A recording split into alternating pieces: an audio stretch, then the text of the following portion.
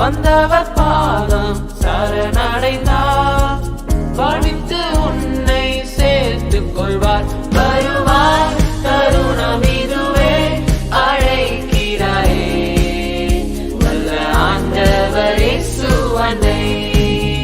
வருவாய் தருணம் இதுவே, அழைக்கிறாரே வல்ல ஆண்டவர் இயேசு அன்னை. ஆண்டவரும் இரட்சகருமா இருக்கிற இயேசு கிறிஸ்துவின் நாமத்திலே உங்களை நான் வாழ்த்தி வரவேற்கிறேன். தேவனாகிய கர்த்தர் உங்களை ஆசீர்வதிப்பாராக. ஆண்டவராகிய இயேசு கிறிஸ்துவின் இரண்டாவது வருகை குறித்து நாம் தியானித்து வருகிறோம். கடந்த செய்திகளே தானியேல் 9ஆம் அதிகாரத்தில் 70 வாரங்கள் என்கிறதான ஒரு தீர்க்க தரிசனத்தை தியானித்தோம். இன்று நாம் மறுபடியுமாக அதே பகுதியில் இருந்து தான் தியானிக்க போகிறோம். நம்முடைய ஆண்டவராகிய இயேசு கிறிஸ்துடைய வருகை மிகவும் சமயமாக இருக்கிறது. பிரியமான தேவனுடைய ஜனமே, ஆண்டுடைய வருகையை எதிர்பார்த்து கொண்டிருக்கிற உங்களுக்கு ஆண்டவராகிய இயேசு கிறிஸ்து எப்போது வருவார் என்கிறதான ஒரு கேள்வி, ஒரு ஏக்கம் உங்களுக்கு காணப்படலாம். இந்த செய்தியை கேட்கிற நீங்கள் ஆண்டவர் எப்போது வருவார் என்கிறதா அந்த தீர்க்க தரிசனத்தை நாம் தியானிக்க முடியும். ஆனால் எப்போது, எந்த நேரத்தில், எந்த நாளில், எந்த வருடத்தில் வருவார் என்பதை நம்மால் கணிக்க முடியாது. அப்படி கணித்தால் அது தவறான உபதேசமாக மாறிவிடும். வேதத்துக்கு புறம்பான சத்தியம் அது. காரணம், ஆண்டவராகிய இயேசு கிறிஸ்துடைய வருகையை பிதாவை தவிர இந்த உலகத்திலே ஒருவரும் அறிந்து கொள்ள முடியாது என்று சொல்லி ஆண்டவராகிய இயேசு கிறிஸ்துவே சொல்லியிருக்கிறார். ஆனால் இயேசு கிறிஸ்து தீர்க்க தரிசனத்தின் மூலமாக வருகையின் அடையாளங்கள் இல்லைனா அந்த நிறைவேறுகிற நாட்களை நமக்கு அறிந்து கொள்ளும்படியாக பரிசுத்தவான்களுக்காக வேதத்தில் எழுதி வைத்திருக்கிறார். அதை நாம் தியானித்து புரிந்து கொள்ள வேண்டும். தானியேல் 9ஆம் அதிகாரத்தை நாம் தியானிக்க போகிறோம். தானியேல் 9ஆம் அதிகாரத்திலே ஒரு பெரிய தீர்க்க தரிசனம் காணப்படுகிறது. இதை 2 பகுதியாக நாம் பிரித்து பார்க்க போகிறோம். முதலாவதாக தானியேல் எரேமியா சொன்ன தீர்க்க தரிசனத்தை குறித்து அங்கே சொல்லுகிறதையும், இரண்டாவது காபிரியேல் தூதன் வந்து தானியேலுக்கு கொடுத்த தீர்க்க தரிசனத்தையும் நாம் பார்க்க போகிறோம். எரேமியா சொன்ன தீர்க்க தரிசனமானது 70 ஆண்டுகள். காபிரியேல் தூதன் தானியேலுக்கு கொடுத்ததான தீர்க்க தரிசனமானது 70 வாரம். இது ரெண்டும் 2 தீர்க்க தரிசனங்கள். யூத ஜனங்கள் பாவம் செய்தது நிமித்தமாக ஆண்டவர் அவர்களை பாபிலோன் தேசத்திலே அடிமைகளாக அனுப்பினார். இப்படியாக அவர்கள் 70 ஆண்டுகள் அங்கே அடிமைகளாக இருந்தார்கள்.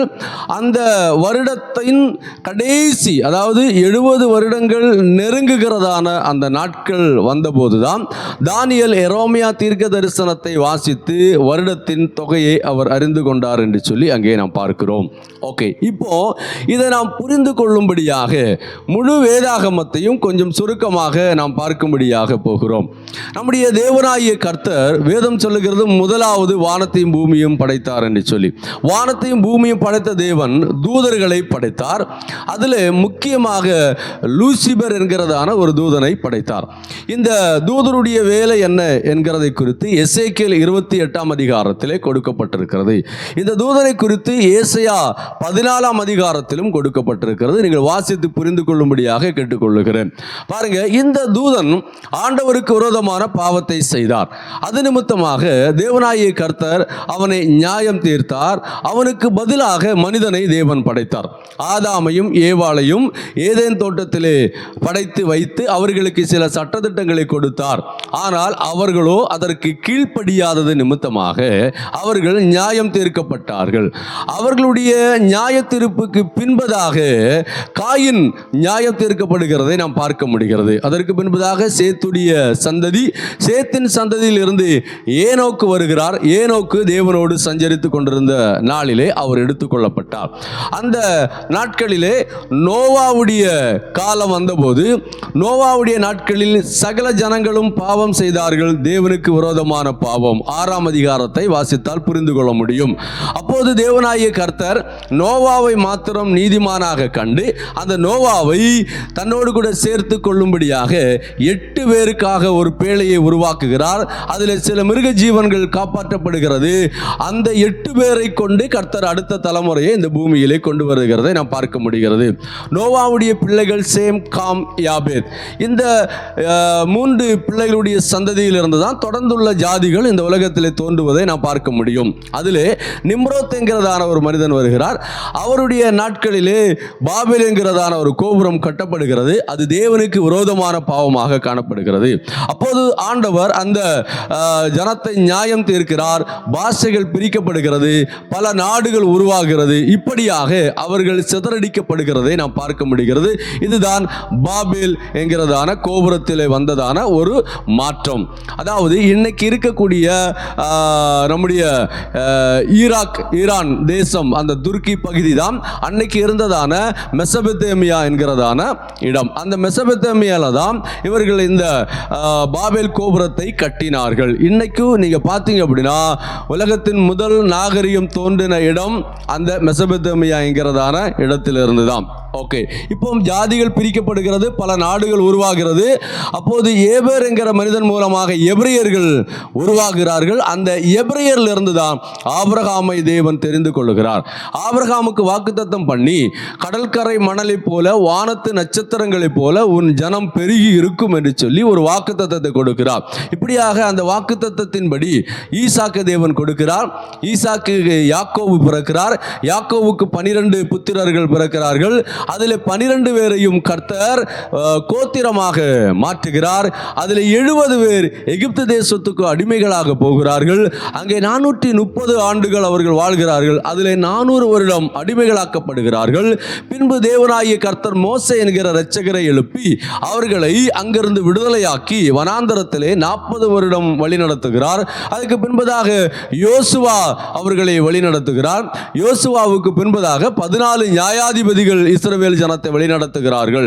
அதிலே ஒத்தானியல் முதல் சாமுவேல் வரையிலும் 14 நியாயாதிபதிகள். இந்த சாமுவேலுடைய நாட்கள் வந்தபோது தங்களுக்கு ஒரு ராஜா வேண்டும் என்று சொல்லி இஸ்ரவேல் ஜனம் கேட்டது நிமித்தமாக சவுலை கர்த்தர் ராஜாவாக கொடுக்கிறார். இந்த சவுல் 40 ஆண்டு காலம் இஸ்ரவேல் ஜனத்தை வழிநடத்துகிறார். அதற்கு பின்பதாக தாவீது 40 ஆண்டுகள் இஸ்ரவேல் ஜனத்தை வழிநடத்துகிறார். அதற்கு பின்பதாக சாலமோன் 40 ஆண்டுகள் இஸ்ரவேல் ஜனத்தை வழி நடத்துகிறார். சாலமோனுடைய குமாரனாகிய ரெகொபெயாமுடைய ஆட்சி வந்தபோது ராஜ்யம் 2ஆக பிரிக்கப்படுகிறது. அதில் யூத நாடென்றும் இஸ்ரவேல் நாடென்றும் மாற்றப்படுகிறது. 10 கோத்திரங்கள் ஒன்றாக சேர்ந்து இஸ்ரவேல் நாடென்றும் 2 கோத்திரம் ஒன்றாக இணைந்து யூத நாடென்றும் அங்கே அழைக்கப்படுகிறது. அந்த யூத நாட்டை 20 ராஜாக்களும் இஸ்ரவேல் நாட்டை 19 ராஜாக்களும் ஆட்சி செய்தார்கள். இந்த இஸ்ரவேல் நாடானது கிமு 721 அசிரியர்களால் முற்றிலுமாக அழிக்கப்படுகிறது. அதற்கு பின்பதாக யூத நாடு மாத்திரம் இருக்கிறது. அந்த யூத நாட்டின் கடைசி ராஜாவாக வருகிற யோயாக்கீம் என்கிறதான ராஜாவுடைய அந்த நாட்களிலே அங்கே பாவம் செய்தது நிமித்தமாக, அதாவது யூத ஜனங்கள் தேவனுக்கு விரோதமான பாவம் செய்ததின் நிமித்தமாக தேவனாகிய கர்த்தர் அவர்களை நியாயம் தீர்க்கிறார். இதை தான் எரோமியா 25ஆம் அதிகாரத்தில் எரோமியா தீர்க்க தரிசனம் உரைக்கிறார். சுமார் 23 ஆண்டுகள் தீர்க்க தரிசனம் சொல்லியும் மனம் திரும்பாத காரணத்தினாலே ஆண்டவர் அவர்களை பாபிலோன் தேசத்திலே ஒப்பு கொடுக்கிறார். அங்கே அவர்கள் வாழ்ந்து கொண்டிருந்த அந்த நாட்களிலே தான் தானியேல் இந்த 9ஆம் அதிகாரத்திலே எரோமியா தீர்க்க தரிசனத்தை வாசித்து வருடத்தின் தொகையை அறிந்து கொள்கிறார். இப்படியாக அவர் தேவ சமூகத்திலே உபவாசம் இருந்து ஜெபித்து கொண்டிருக்கும் போதுதான் ஆண்டவர் காபிரியேல் தூதனை அனுப்பி ஒரு 70 வாரம் என்கிறதான ஒரு தீர்க்க தரிசனத்தை அங்கே கொடுக்கிறார். இந்த 70 வாரம் ரொம்ப முக்கியமான ஒரு தீர்க்க தரிசனமாக காணப்படுகிறது. வருகிற செய்தியிலே நாம் அதை குறித்து நாம் தியானிக்க போகிறோம். 70 வாரம் கடைசி நாட்களிலே இந்த உலகத்திலே நடக்க போகிற சம்பவங்களை 3 பிரிவுகளாக பிரித்து தேவன் தீர்க்க தரிசனம் சொல்லுகிறதை அங்கே பார்க்க முடிகிறது. இந்த தீர்க்க தரிசனத்தை நாம் தியானிக்கும் போது ஆண்டவராகிய இயேசு கிறிஸ்துவுடைய வருகை எவ்வளவு சமீபமாக இருக்கிறது, வேத வசனத்தை நாம் ஒப்பிட்டு நாம் பார்க்க போகிறோம். இப்போது நாம் முகவரியாக தான் அந்த காரியத்தை உங்களிடத்தில் சொல்லிக் கொண்டிருக்கிறேன். வருகிற நாட்களிலே அதை நிதானமாக நாம் தியானிக்க போகிறோம். ஜெபித்துக் கொள்ளுங்க. கர்த்தர் உங்களை ஆசீர்வதிப்பாராக.